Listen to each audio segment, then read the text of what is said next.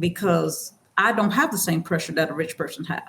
I don't have the same eyesight on me in the news every time I move. If I tweet, they're taking it out of context. I'd be like, hey, did y'all watch a movie like they did the Basketball Man? All he simply said was, did you watch? He didn't say how he felt about it, did not. I don't have no frame of reference. I just tweet whatever I want to tweet today. I ain't gonna say it's gonna change. Well, I'm kicking it and having fun, inspirational radio. We talk show. Kicking it and having fun. So turn your radio up. I was just gonna say, I think it's good to have a fear of God, not like fear like strike me down fear, but fear of disappointing him, you know what I'm saying? Because he's already done so much for you. By the time, you're saved, it's just kind of the culmination of all of that. And that type of fear, will a lot of times spur you on to try to do your very best as far as that. And I think that's the kind of fear that is healthy for you, to always never, their fear or reverence is, what it's a lot of times called as well. But, that whole strike you down or kill you on the spot type fear, yeah, that's definitely stressful. And God is, not about that, you know what I'm saying? But I think everybody should have just a healthy respect, for the fact of, he's done a lot, and, he deserves respect. He deserves, admiration, Absolutely. Absolutely. Let me play a little bit more of this and then we can play it then. Okay. Play it. 8 years later. Now, this 8-year swing is not 30 to 38. It's not 40 to 48.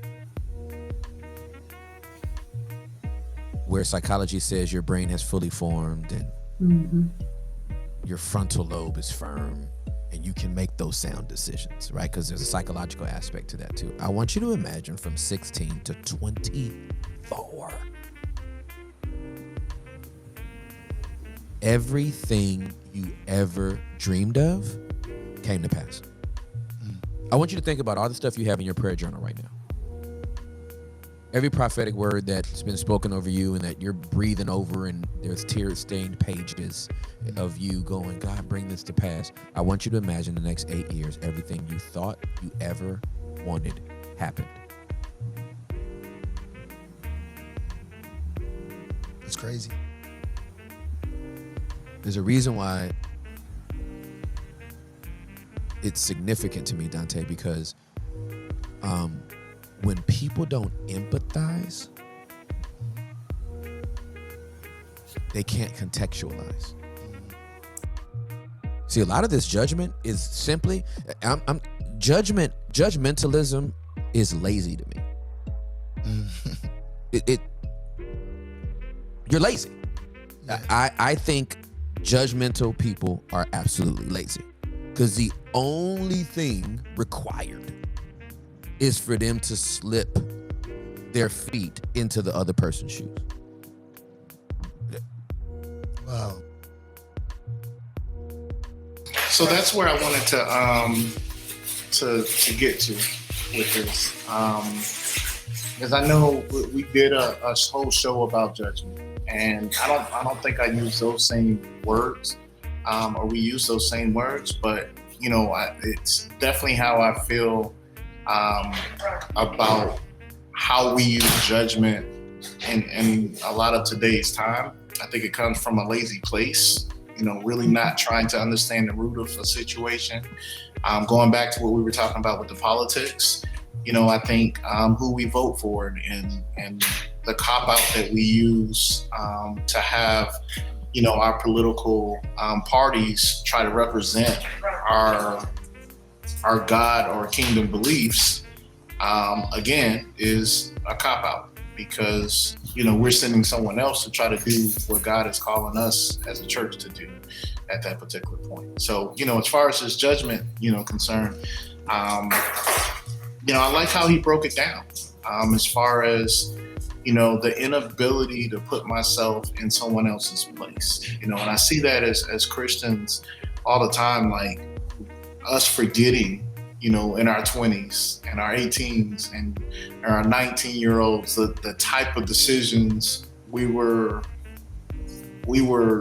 liable to make just based off of, what we knew at that time. Right.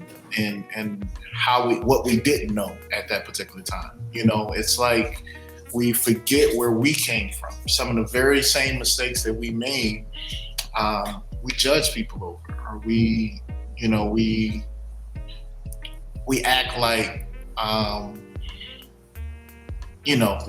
we don't have any experience with that, when if we take the time and we put ourselves in those shoes, we can actually remember like the steps and the things that we went through, in that situation. And if we're going to have a conversation with someone, the conversation is probably going to be a little bit more effective, because now I can tell you things that you can relate to let you know that I know what you're going through.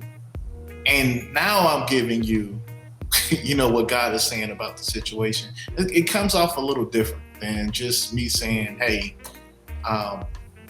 you did this, you're going to hell, or or God's going to punish you, or whatever direction we're taking with that type of judgment. Is to me, and I personally do agree with Tim Ross. I think it's a very lazy approach to dealing with people and dealing with each other. So I wanted to start there. That was, a lot of good stuff was said during this interview. Again, I would recommend, if you haven't seen it, definitely go see it. I know it's much more popular podcast than us right now, but I don't mind sending them into some truth, because we're going to be there. Like Dion getting his camera close. He was like, man. And sometimes, there. okay, and sometimes, Sheldon, we have to reframe judgmental thoughts and processes if you have no frame of reference. Like if you've never been rich, how do you know the pressures of a rich person? Or if you've never had a position of prominence, how do you know how that pressure feels and why they made the decision that they made at the time they made it? Unless you've had that position, know how it feels, been there, you really don't have a frame of reference. So you need to withhold comments because you don't walk in their shoes, because you don't have the frame of reference for what they've done. You don't know how it feels to be, super famous, rich all over the world, and you cave in. Because I don't have the same pressure that a rich person have. I don't have the same eyesight on me in the news every time I move. If I tweet, they're taking it out of context. I'd be like, hey, did y'all watch a movie like they did The Basketball Man? All he simply said was, did you watch? He didn't say how he felt about it, did not. I don't have no frame of reference. I just tweet whatever I want to tweet today. I ain't gonna say it's gonna change, because this podcast, I get a super famous, and I don't know. But what I'm saying is, sometimes we have to withhold so much commentary for situations we have no frame of reference for, is what I am saying. Right. Sometimes you gotta have grace and mercy on people. Be like, you gotta chalk it up to, I don't have no frame of reference. So sometimes people have a lot of commentary for stuff they never experienced. They have a lot to say about people in positions that they never held a position. So you don't know how you would take that much pressure. So give them a break. Right. I mean, and the way Tim Ross broke that down, I'm glad you brought that point up, because that definitely is a big part of that. It does, but that's also the part that takes work for you to just analyze the situation and realize I've never been where this person's been. You know what I mean? Even if I try to put myself in their shoes, I still don't understand the level of this young man has been on. He's 24 years old. I don't know how much, I can't count his pockets, but if you win in Grammys and you write music, you're getting that money, man. The fame, if you walk in, he has a part in this where he talks about walking in the airport and someone calling out his name. Like, I don't got that problem. You know what I mean? No, so, not today. Not to say we won't, but we don't have it today. Right. And if we think back to some of the things that ended up, being dramatic for him or traumatic for him, they asked him on the red carpet who was his favorite singer, and he mentioned what's the boy name? Old Time Road.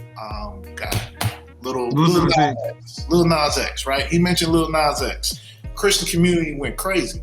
Like, I mean, if he like some of this man's music or whatever, like you just ask this man on the spot, like what who his favorite artist is at the time, and he gives you an answer, and now we're all, taking a judgment from that. You know what I mean? Mm-hmm. Like we don't, to your point, we don't understand. And he talks a little bit about this because, the second part that I thought was pretty interesting in this interview was he was talking about the success, the trauma that comes with success. And part of that trauma for him was, again, not knowing what to say, what was good to say, again, 16 years old, like even, I mean, I have people and I have children, I have sons at that age range, and I know that they're not wired. Like I used to be 24. Like I didn't think the way that I think right now at 24. Just then, it's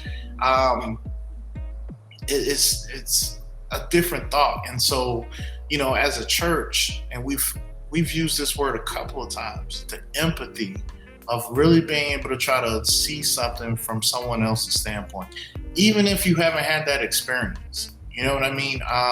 So I used to work for a company that sold luxury furniture. And one of the biggest things that I would talk about as a supervisor there is empathy. Well, imagine, selling sofas for, I don't know, $10,000, right? Mm-hmm.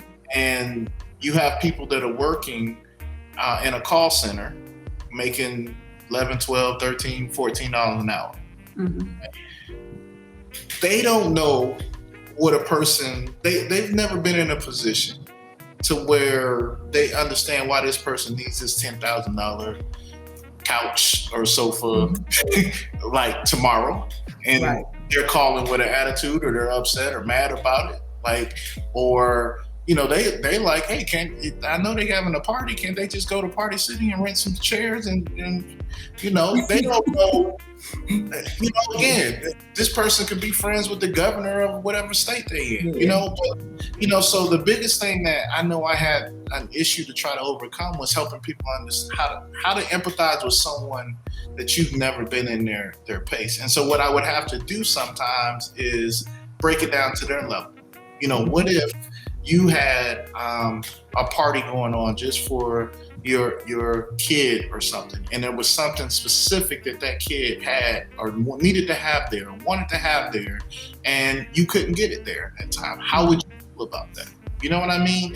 Because emotion or empathy just is to try to tie feelings to that other person's feelings. Christians, if you do the work to, do that type of work to understand, like, hey, my brother or sister is going through this right now, we'll start looking at things a little different, we'll start treating people a little bit more different. We'll start caring. You mentioned this earlier about inspiration.